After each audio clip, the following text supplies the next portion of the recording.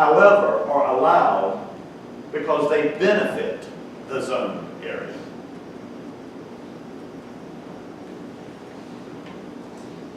They're allowed because they benefit the zone area.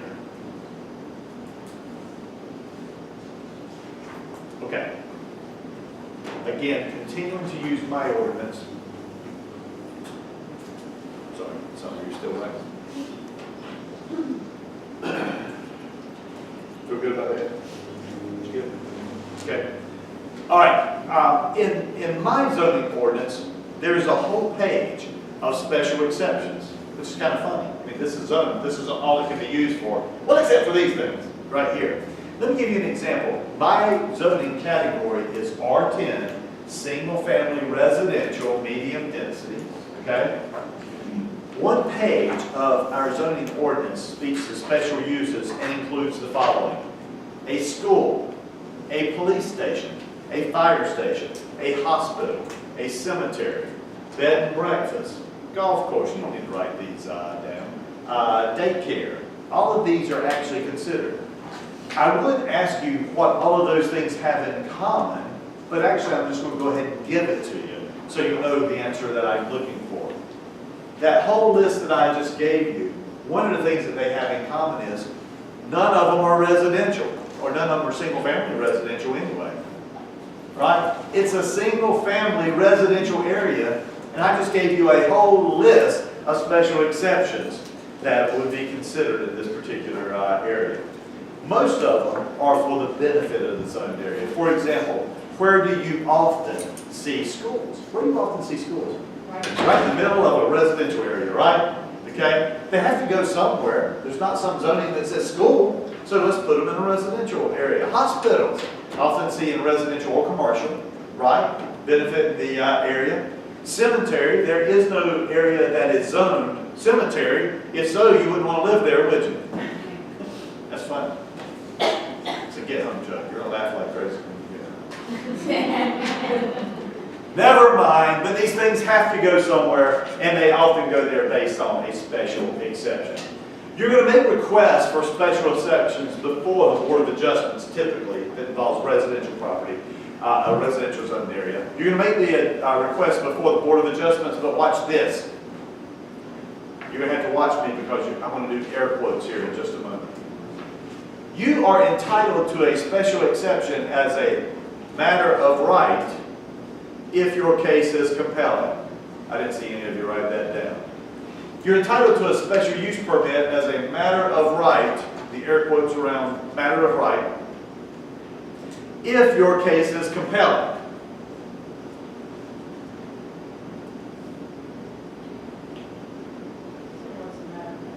Well, you're entitled to it by law. Okay? Now let me tell you if we want to ask you a really tough question, one of the technical distinctions between a variance and a special exception is, in a variance, what could the Board of Adjustment say? Yes or no. If you request a special use exception, then if your case is compelling, the Board of Adjustments is required to say yes, because you're entitled to it as a matter of right. Okay? That's so entitled right gives you yes. Yeah. Yeah. Now, if any of you have ever been involved in land planning, land use and stuff like that, you may say, well, golly, Chris, it's not exactly the case. Well, notice I said at the end of that sentence that if your case is compelling. What I mean by that is if you're not otherwise offensive to the zoned area. I'll give you an example of one we had in Holly Springs that was turned down a while back. Someone made a request to put a house of worship in the business park. Now, houses of worship were one of the special exceptions in this particular area. So their argument is basically, we're asking for a house of worship. It says right here on page 3 that is a special exception to the zoning area. We want our variance. I'm sorry, we want our special exception. Okay? They were actually denied their special exception. Because keep in mind, even though they appeared that they were entitled to a special use, they were offensive to the zoned area, and here's why.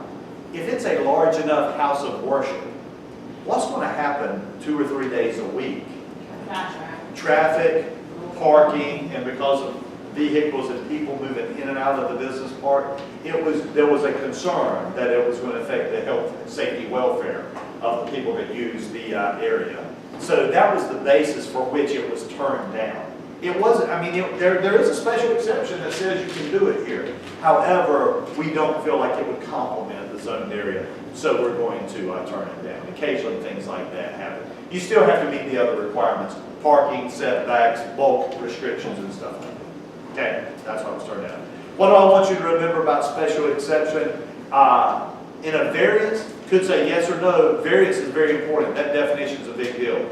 Special exception, the most common time that you guys will see it in residential is, think about a home daycare center. I'm using my home as a daycare center. Well, is that single family residential? No, but might I be able to get a special exception for it? If it's anticipated in the zoning ordinance, and I'm able to get the other permits and stuff I require, yeah, you might be able to get it by way of a special exception. Do you understand why a daycare center might actually benefit a residential area? Question going back to variance. Okay. Just on this. Okay. If the house next to the one that we were discussing, Uh-huh. if that house and the house next to that one also had the same sort of rock situation, would they continue the variance for the other several houses, or would they change? No, they would only do it for the one house. These other properties would have to ask for their own variances on that. And in that case, because it was a unique hardship, I don't think they'd worry as much about setting a precedent in that case. When I say unique, it doesn't have to just be one. It could be just a few that are encumbered. Yeah. In terms of the special exceptions, can a reason why it be turned down, for that example where you said, let's say you're in a residential neighborhood and there's like 500 houses, if there is already a daycare in place, can another one be turned down because it would? Yeah, not so much you're going to be taken into consideration. It's not a competitive type thing. It's just a matter of whether it would, whether it would be offensive by virtue of its traffic or size or something like that. That's why they would turn it down. They don't really get into profitability issues and stuff like that. Okay. Yeah. So the difference between variance and special exception, the variance is helping one individual homeowner versus the special exception would be serving surrounding homes? I didn't say that specifically, but it's not wrong. I mean, clearly a variance, I'm asking for it only as I need it, and it really benefits no one other than me.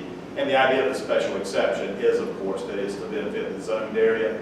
But notice this as well. In a special exception, you do understand that there is a list of items. In other words, when you're requesting a special exception, you're not asking, can I have this? What you're arguing is, my use meets what's already in the zoning ordinance, so I expect to get it. Okay? Whereas in a variance, you're not entitled to a variance at all. You're not entitled to a variance because I'm asking you to do something in defiance of the zoning ordinance. The only question is, can we let this one slide because it allows the homeowner to use the property? Could you repeat that? You said arguing my use. I can't remember where I started. What do you want to hear again? So the special exception, you're arguing my use. Yeah. My use is anticipated in the zoning ordinance. Okay. The zoning ordinance says right here, houses of worship. I'm putting a house of worship right there, so grant me the special exception. Yeah. So in the zoning ordinance, will they have the size restrictions? They'll have the setbacks. Okay. Okay. And So they would know whether say for instance, commercial business would know if they could be in there because of the size. we have setbacks, and we haven't talked about this, but things like impervious surface issues, how much could be paved or covered with a rooftop. So there'd be issues like that would certainly fall under a public jurisdiction. Yeah. But all that stuff is readily available. It's publicly available. It's just a matter of, can I make my use fit what the exception is? So I think, Did you put it back? I think this is what we're experiencing in my neighborhood right now. Just you asking for a conditional use permit for the substation Yeah. right next to It's actually, I didn't mention it, but utility transfer stations are one that's often seen as a special exception. Okay? notice a lot of these utilities, and did you notice I mentioned like police and fire as well? I mean, these substations have to go somewhere. Our neighborhood is was fighting really hard against that. Yeah, and that gets back to the reality. I mean, I know it sounds good from a academic standpoint to say you're entitled to a special use permit if your request meets the zoning ordinance, but that doesn't mean the other side can't say their piece as well to talk about how you're offensive to the zoning area. Okay, variance and special use permit, not so much against each other. I think the question, it'll be pretty clear what we're talking about in the question. Variance, if you need a slight deviation, that's probably what they're talking about. If it's something like a daycare center where you're asking, can I have this for the benefit of the area, that's probably going to be a special use permit, okay? Those are the big words that we were talking about today. I'm going to keep talking though, because I haven't finished this slide yet. Can it come up where sometimes you'll have to apply for both? Like, let's say you're approved for a conditional use permit for something, and there's a stipulation that, yeah, you can have it if you can provide more parking, and then you have to apply for a variance to allow for more. You know, when you're talking about commercial properties, they clearly are doing multiples of these. Some things most appropriately handled by a special use, some most appropriately by a variance. And that's why I say commercial contracts are often written contingent upon, can we get these things before we move on? If you have an oddly shaped lot, you're probably going to need variances to be able to build on that lot. If you have a drive-through window, you're probably going to need special uses to allow drive-through windows. So yeah, that lot will come up. These last ones, if you don't mind, let's run through these fairly quickly because they're not quite as heavy lifting, and we're getting close to lunch and I'm getting hungry. So we'll go very, very quickly through these. When you look at the word overlay district is exactly what it sounds like. You remember my zoning map that I showed you earlier, and it had the colors and the lines and all that type neat stuff in it? Okay. In an overlay district, there is an extra layer of restrictions superimposed on an already zoned area. An extra layer of restrictions superimposed, laid on top of, literally, an already zoned area. Did you notice I said it's an extra layer of restrictions? The overlay is probably not getting you out of anything. It's adding more restrictions to an already zoned area. Do you know the most common one that you are likely to run into in the field? Is historic districts act as overlays, okay? So think about this for just a moment. In a historic overlay, you're already zoned for something residential. It's already zoned for residential in this particular area. But now, when you throw the historic overlay on top of it, what things might you have to take into consideration that in a typical residential area doesn't have to take into consideration? Go. Exterior paint color? The exterior paint color, literally it can limit the type of paint that you use. What were you going to say, Dan? The landscape. The landscaping, what, Erica? Oh, I thought you were about to make a point. Oh, no. You're just pausing right there.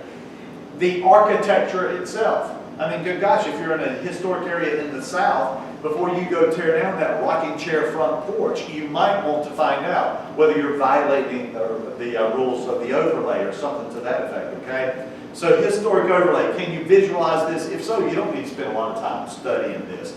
The overlay adds restrictions, okay? Doesn't get you out of anything. Most common is historic. Would you consider that to be a material fact to your client, that they're getting ready to buy a property in a historic overlay? Yeah, you get ready to renovate that thing, you better be prepared. Certain paint colors, certain architecture, certain landscaping, certain lighting, it's probably going to cost you more money. Here's some good news. Most people that buy in historic overlays are buying there because they want to be there. If they're really, really good at it and have researched it, they might even be able to get some grants to do some of the work. These are possibilities, okay? For us, it's a red flag. Are you aware that you're in this? And then another thing that you might want to write down in regards to a historic overlay is the concept of a certificate of appropriateness. A certificate of appropriateness. Certificate of appropriateness.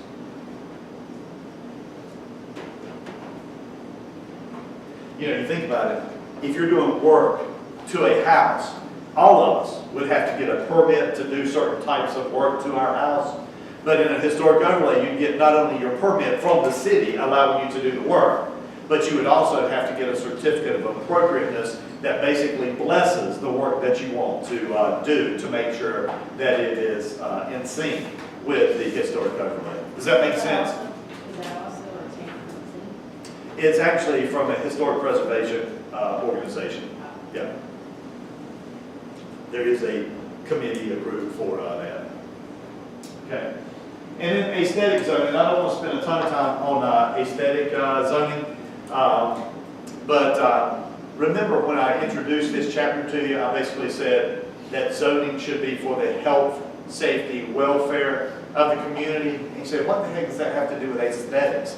But remember at the end, I threw in the concept of morals or morale of the community as well. And so when you look around places like Karen, for instance, okay, have you ever noticed anything interesting about the McDonald's signs in Karen? Neon. Yeah, they can't have them above a certain height, can't have neons, is that what it is? I don't know if y'all lived here years ago, but the Shiny Diner was coming in to the area, and it was, good gosh, you would think it was the apocalypse dealing with the Shiny Diner coming to the area. You know, these are legitimate. These have been blessed by the Supreme Court of the state of North Carolina that is a legitimate use for the police powers of the state to restrict even to the extent of aesthetic zoning ordinances. I'll tell you about one specific when we come back from lunch. Let me get this last word under our belt, and so that we can wrap this up. Spot zoning, you see down at the bottom of the page. For right now, just get a definition of spot zoning. Spot zoning is exactly what it sounds like. Think of it as being one property zoned differently from everything around it. It's not a perfect definition, but it's good enough for our purposes. Spot zoning, one property zoned differently than everything around it. In some states, the word spot zoning refers to something that is always illegal.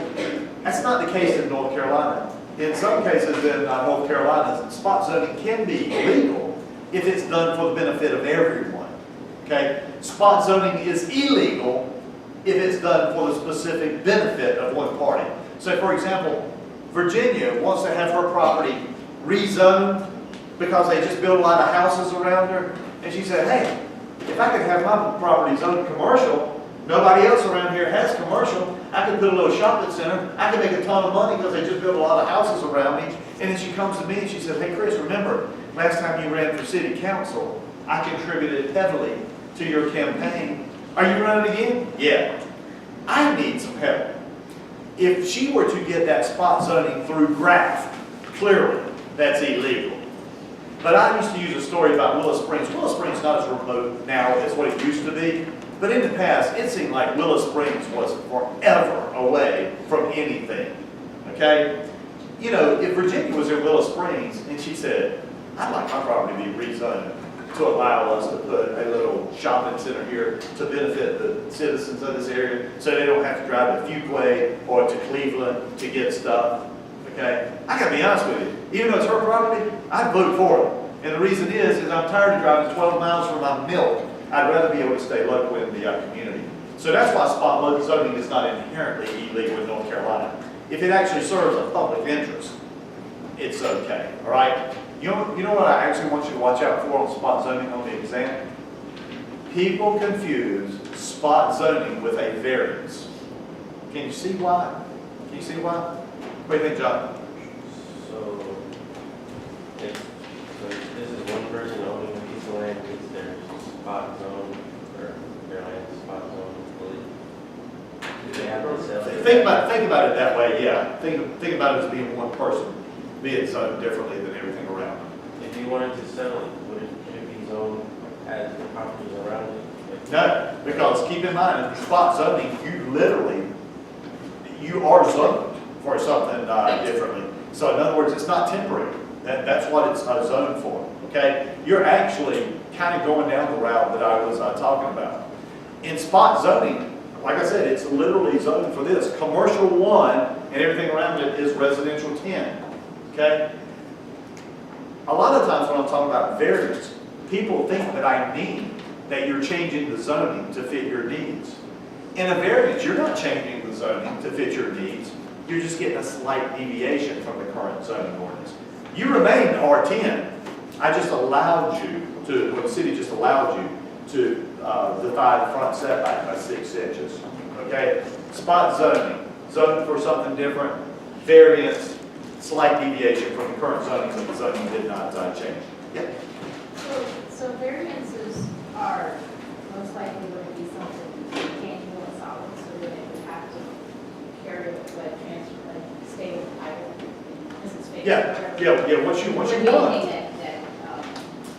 fine. No, once you want a variance, it will, it'll be binding upon future purchases on the property.